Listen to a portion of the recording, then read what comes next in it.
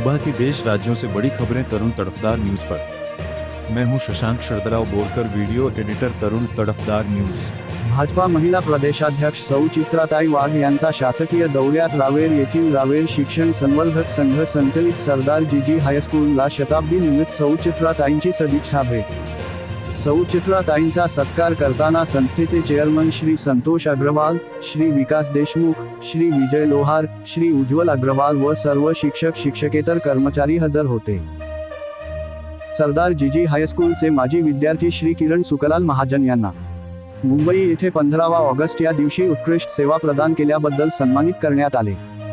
Bharatiya Janata party Raver महिला तालुका अध्यक्षपदी निवड झाल्याबद्दल नगरसेविका श्रीमती अर्चनाताई पाटील यांचे खूप खूप अभिनंदन।